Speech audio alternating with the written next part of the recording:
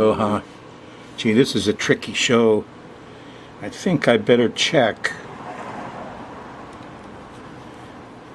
I think I better check the chart and see what's going on here. There it is.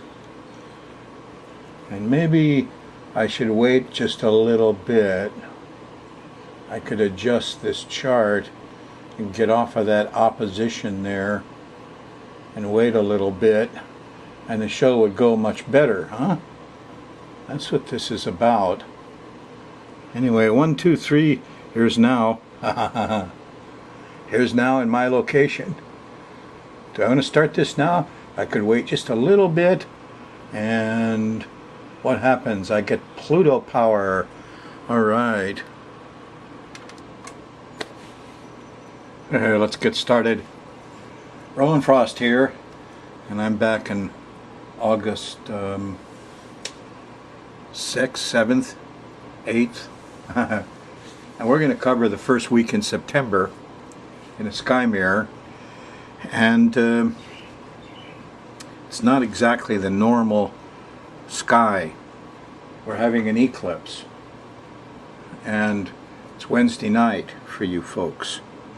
Yeah, it's really the last little bit of August. In the morning you wake up, Thursday, you're on the eclipse. Even Wednesday night, you know, it's very strong. Now, make no bones about it, all the stuff these papered PhDs tell us about, you know, the natives all are superstitious and they all run around crazy like when the eclipse happens. Listen, eclipses kill the sun. Lunar eclipses kill the moon. So when you have a full lunar eclipse, important ladies die. The Queen, Sister, you know, Mary and shit. There's all these, you know, when the sun is eclipsed, the king dies. So it's really a big thing. And this happens a lot. And, you know, for all of the papered PhDs talk, they don't know. They never watched it. I mean, I found that hit on Nixon with, never mind, eclipses are important. You just watch them where they are, what's going on, because things get snuffed out. Now you could use an eclipse to snuff something out. In this case, well, I'm not sure. I had a lot of data to give you, and this is not easy. But the main thing is there's a feeling of violence there because this eclipse opposes Neptune and squares Saturn and Mars. Saturn and Mars are together here. And Saturn is the great malefic, Mars is the lesser malefic. And the two of them are here. And, you know, this is a pattern called a Tsquare. It's tight. The eclipse is at 9.5. Saturn's at 10. Mars at 11. Neptune at 11. Now Neptune is, this is strange because let's suppose you're Neptune and you're a priest, artist, doctor, musician, and you're on a little shaky ground on your religion or your oil company job or something, we don't know, but a lot of Neptune, about half of the Neptune people have a lot to cover up somehow. Oh yeah, it's the truth.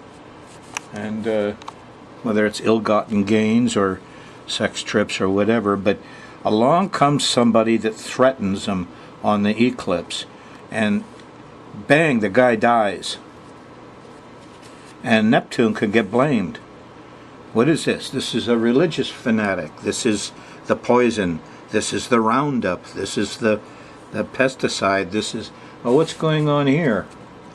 Here's Mars and Saturn trying to block it and square it, but the forces of authority, Saturn, and the forces of physicality, Mars, they couldn't stop it. They just kind of made it worse. And so this thing goes off kind of suddenly, and some people are going to get really ticked off. So, you know, I'm labeling this a bad moon rising. And the truth is, it's bad for the whole month of September at least. Yeah. Now you had Mercury go retrograde on the 30th. If you're in a Thursday show, well, anyway, on August 30th, Mercury goes retrograde. There it is, Tuesday. And then Wednesday night you have the eclipse. So Mercury's going backwards. And he's all... It's strange because he's there with Jupiter and Venus. Venus and Jupiter and Mercury, they're all there. You go look after sunset. After the sun goes down, this chart just goes around every 24 hours. So here's the sun going down. Blink. An hour later, you look out there. Well, half an hour later. This is about an hour. About an hour after that, those three beautiful planets, Venus and Jupiter and Mercury, are all going to shine so bright and slowly set about an hour after sunrise or sunset. Doesn't matter where you are. Go out and look. You know, and as the moon's going to go by there Friday night or Thursday night, and yeah, September 1st. So there's a beautiful thing going on. It's very strange because here's love and here's kids and talk and Jupiter wisdom. It's all happening here at the end of Virgo. But here in the beginning of Virgo we have an eclipse.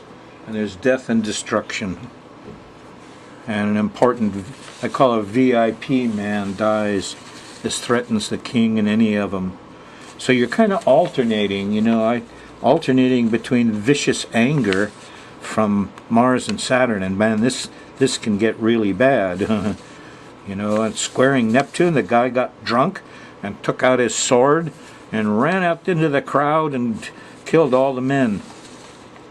Something, I don't know. I haven't got a clue. This thing is, I've never seen this before. You know, so we can just pick at the pieces a little bit and tell you when it happens. But I know some of the time there's going to be kind of a vicious anger.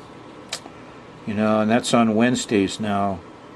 It's going to move back into Thursdays. And then there's this period of honest words and some enlightenment. So it's, you know, it's like manic depressive here. Yes, it is.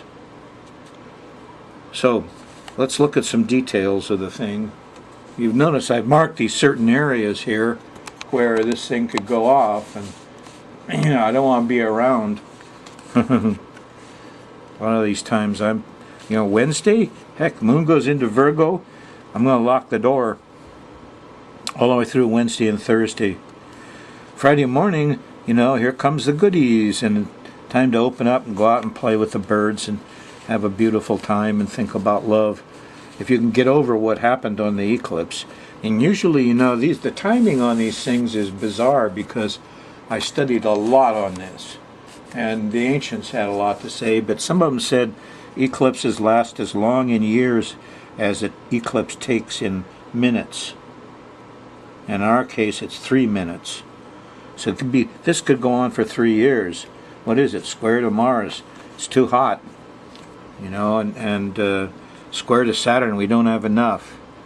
And opposition to Neptune, there's no water. There's chemical things. There's privileged people here. So if you're a privileged person, you know, look out, you could just push on somebody a little bit. They fall down and die. And boy, you're going to, you know, Saturn and Mars. Here comes the judge. Here comes the mean cop with this billy club, and he's going to get you. So there's going to be a lot of that. I'm amazed. They say the guy in the Philippines stopped with his death squads for pot dealers, you know, and he's a crazy man, just stopped. Well, this looks like him. This is worse. So I don't know what kind of persecution is going on here. Somebody sent me a link to Jim Jeffries, an Australian comedian. If you don't mind a lot of sexual cursing, it's not godly cursing, straight talk. Wow. And he made a point. He said, our problem isn't with Islam, or ISIS he calls it, and grins. Or the problem is not with the Muslim religion. The problem is with all religions. And there they are. And I got to agree with him. You know, he says he never saw, you know, an atheist ever, you know, cut off somebody's head in the name of somebody, blah, blah, blah. No. It's the religions. 2,000 years of them. Privileged people. And they're conning us all into believing stuff. And, whew. Anyway, that's my take on it. Okay, let's look at it day by day. and see what we can ferret out so you can understand it a little better. If you're on the Thursday night show, well, just the night before or the morning before, you got into that, and there was things spilling and fires and fights. And Neptune is flammable liquids, and Mars is a source of ignition. So here are some big fires and some, pipelines, refineries, I don't know what. The thing happened late Wednesday night, early Thursday morning. Moon's in Gemini. Friday morning when you wake up, the moon's still in Gemini until you get past lunchtime. But there is a nice sextile to Uranus here. And so there's some common sense pops up Friday morning, the 26th of August. But look out, here's Venus and Jupiter and Mercury, and everybody's talking too much and there's too many words and the kids are all yelling. And everybody's having a good time here on Friday. What is this? But it's so loud, nobody likes this. Who taught that kid to scream and yell like that? Damn. Friday night late, here you are at midnight, and the fathers are finally relaxing a little bit. What a day. Jeez. Moon's in Cancer, things mellow out. Saturday morning, there's even some ambition around. And Saturday, in the middle of the day, here's a nice trine to Neptune. There's music, religion, art, music. Oh, Monsanto's not so bad. Roundup is good. Look, we can kill those weeds really quick. Use seawater. Seawater is what they use in Australia. Don't put Roundup in your environment. Just go down, get a bucket of seawater, or however you carry water down to the beach, bring it back with seawater. Pour it on a little bit of weeds in your yard. See what happens. The government's not going to do this, folks. We have to do it. And there's the wisdom of it, Saturday in the middle of the day. But wait a minute, the police are going to arrest me for taking seawater. Here's a little panicky thing around dinner time. After dinner, the moon opposes Pluto. And it seems like there could be interruptions. And a little scariness here from Saturday afternoon all the way through Sunday afternoon when there's a square to Uranus. And we're a little jittery. And is that a blink in the light bulb? Sunday morning? So that's the old Pluto-Uranus square. But looky here, Sunday night, here's a sextile to Mercury and Jupiter and Venus, and Sunday night the 28th is sweet. It's the last of Cancer. When the moon moves into Leo, well, it'll just get a little hotter and feel more more lion-like and less crab-like. But the goodies are here in Cancer, and this is about 10 o'clock. The moon shifts into Leo, and they change a little bit, but it's still going to be pretty nice Sunday night, Monday morning, and continues through Monday, the 29th here, because here's Mars is set up with Saturn, and these guys say, well, let's do something to help people. Mars is a keeper of the forest, and you should go up there and kill the lilikoi vines that are growing all over the banana polka, they call them. It's not lilikoi. Growing all over our koa trees and save the forest. That's what's needed. That's what we got to be doing here. Some physical work. Put the army to work on that. Put the police, all these gun guys running around with guns, put them to work. Saving the forest. Planting the rice in the kava. So in the okay, so enough. Do some constructive work Monday night. Moon's in Leo. It's a good time to do it. It's going to be a little different after the eclipse. You can even get your neighbors to help here Tuesday afternoon. There's a trine to Uranus, and there's we in luck catch. I am another you. If we all treat each other like that, the whole reality changes. Yeah. So you have a chance at it Tuesday night. If it comes at you, grab it. Wednesday you wake up. It's the 31st. You're in the Virgo zone, and the eclipse is coming at you. I wouldn't start anything here new. Anything you started here on Wednesday, that eclipse gonna kill it. Now you could do some things if you wanted to get rid of something. Maybe this is a good time to go and salt water all the weeds along your mowing strip and see what happens, because you can use the killing power of this to do something. It's in Virgo, small intestine. It's a good time to cleanse out the parasites from your intestinal tract. Yeah. So, you could, eclipses are, but this one is tricky. It squares Saturn. The rules and regulations are against that. Squares Mars. Guys with guns come. Opposes Neptune. The priests, artists, doctors are aghast. What is that you're doing? Spraying seawater all around? No, no, we want Roundup. Uh-oh. So it's a good time to confront some of these issues. I mean, you may have some in your neighborhood and your eyes burn and you think you've got asthma, and it's really just overspray. They spray it on the ground liquid, and then after a day or two it dries up and you get little tiny particles and the wind blows those around. You don't see them. They're small, but you breathe them and they're in your eyes. So check your eyes, check your lungs. This is going to be a month of putting up with some crap from Neptune.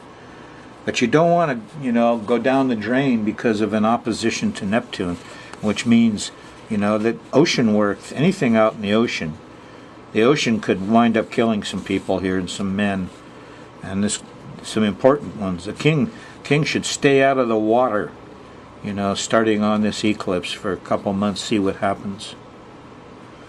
So, it's Wednesday, you're in the eclipse, do as little as possible.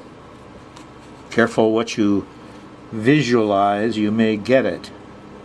Thursday morning, there is a little conjunction to the North Node, and maybe we can nurture and help each other a little bit here. A little nurturing is a good thing. Then there's a trine to Pluto.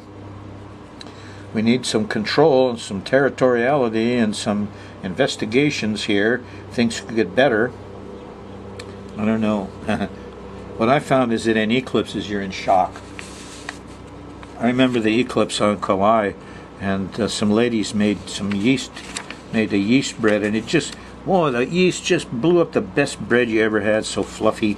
And all the ladies on the west side of Kauai who baked their own bread passed around this culture, to make bread with. Ooh boy. I remember there was a cat born right out in the yard of this one person and the cat was born right on the eclipse. It all went totally dark, and there in Kauai, this little cat was born. And it was an amazing cat. It talked, it thought it was a person, high IQ, very adventurous. It made it for about a year, and then a truck ran over it. So things born at this time on eclipses oftentimes have short lives. If you want something to have a short life, go ahead, birth it on Wednesday night, Thursday, and see what happens. But I sure wouldn't go and plant important plants here. Mars would dry them out. Well, Saturn dries it, actually. Mars heats it up. So we got drying heat. And then Neptune makes it worse. Eek. So I'll bet you it's going to take a couple days to even get the new vibes. And here Friday morning, the moon goes by Jupiter and Mercury, and things are more happy, and there's wisdom coming out, and you're on the good side, the honest word side, and try to forget what happened on that vicious eclipse. It is vicious. The moon's in Libra on Friday. Have a good Friday. Celebrate. Be with people you love. Saturday morning, here's a nice sextile to Saturn. You can actually make a plan to do some physical maintenance. And Mars will come along and help Saturday night. Pluto won't. Don't investigate Saturday night. And don't get too territorial. You just want to get the physical stuff fixed. And on Sunday, take a break. The moon's opposing Uranus. There could be some winds. Unusual people pop up. Take Sunday off. You deserve it.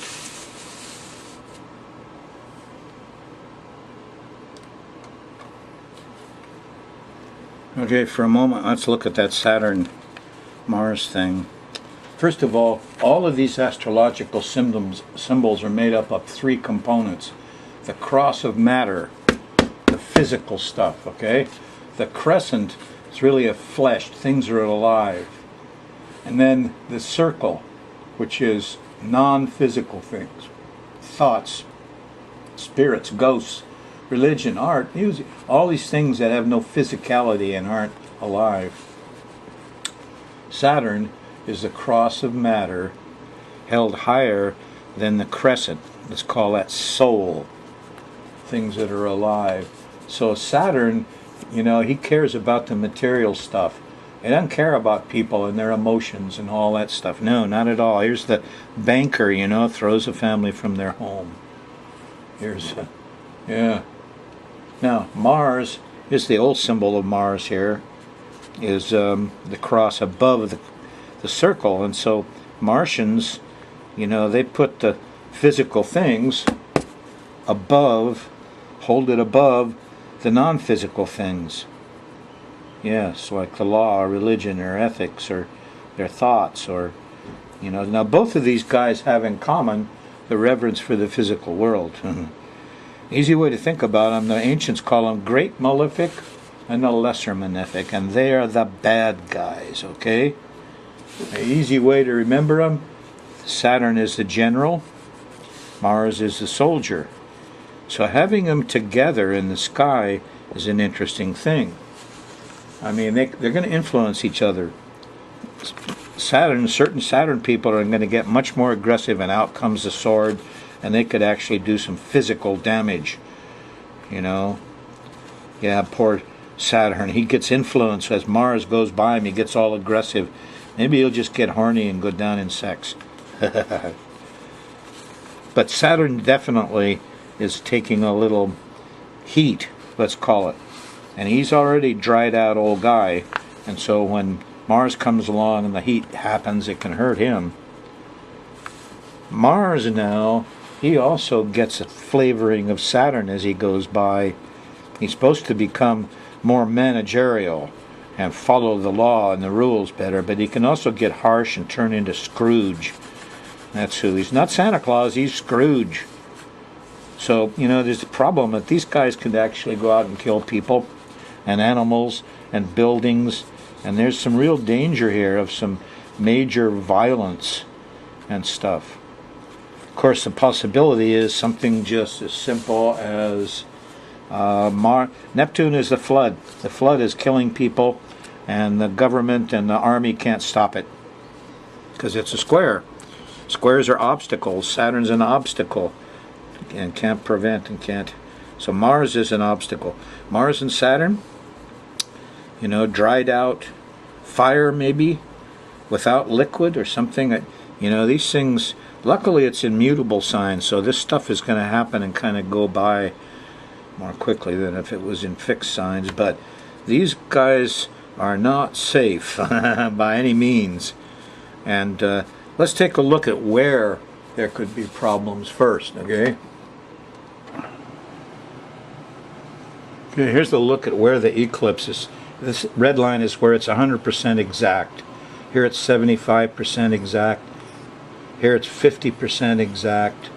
Now the killing zone is in here, and you see it phases out elsewhere. But you know, this is a thing about Africa, huh?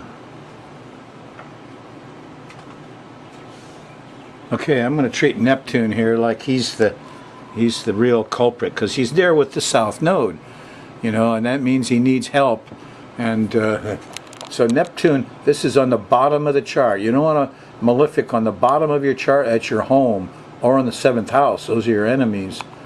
And interesting, where's this these lines with Neptune also include the lines with the sun and the moon. There's the eclipse, see? On the north node. So there's the eclipse that goes down through, what's that?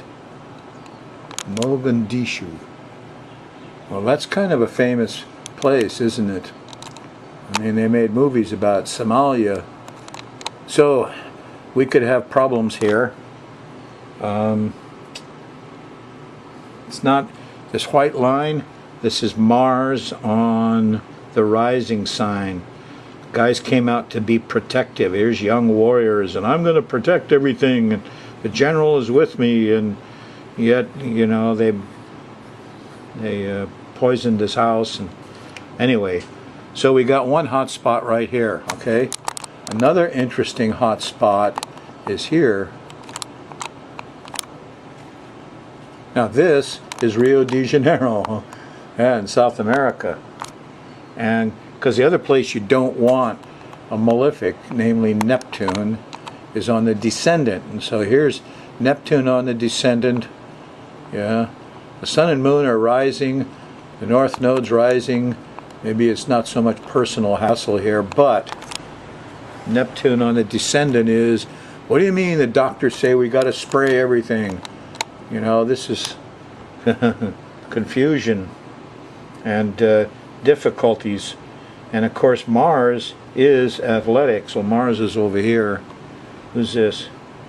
Oh no, this is Mars right here. The dotted line runs right up through. There's Mars on the IC. Wow. So here's the Mars. And if they're, I don't know how long the Olympics lasts, but you see the way these things are all grouping together, there's a real hot spot there, yeah? A few other interesting points is Bernie Sanders' chart. His midheaven, his public career, is up here. It's only 1 degree off the eclipse, so he's probably going to retire. Something's going to happen. Barack Obama, his Pluto rules his 10th house of career. So this is his career planet too. You know, he's 2.5 degrees off the eclipse there. Something could happen out there. Finally, a wonderful viewer and over in Pahoa side called me, said, Coco's on TV, a 1-hour special on PBS. Message, Coco is an alien.